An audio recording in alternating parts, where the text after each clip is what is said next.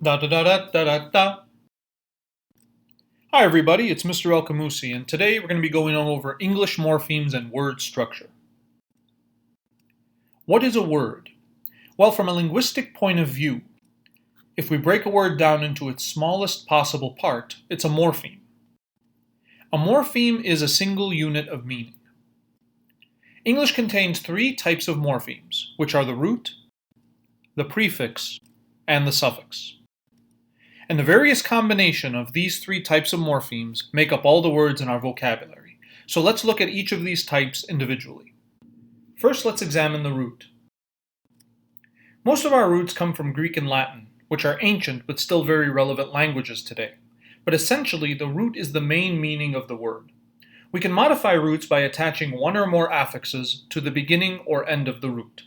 Two types of affixes are prefix, which is affixed before the root, and these are some common examples. And the other is the suffix, which is affixed after the root, and these are some common examples. In combination, these three morpheme types make up the words in our language. It's important to mention that of the three types of morphemes, only the root can stand alone as an independent word. Because, although prefixes and suffixes are morphemes, they only bear meaning if they are affixed to a root. Standing alone, they do not bear a complete meaning. So, in order for a word to be complete, it must at least contain one root with further roots and affixes attached to it. Now let's review. Number your page from 1 to 7.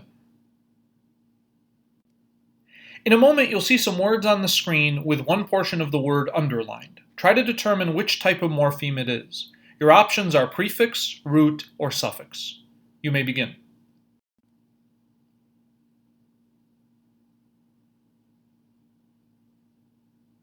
Are you ready for the answers? Here they are.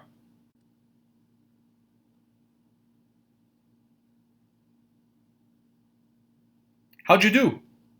Let's try another exercise.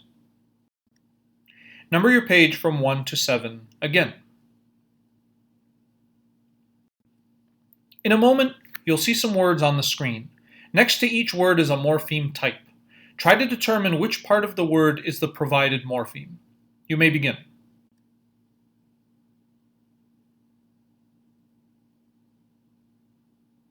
And now here are the correct responses.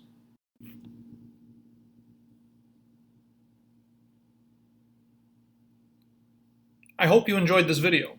Thanks for watching.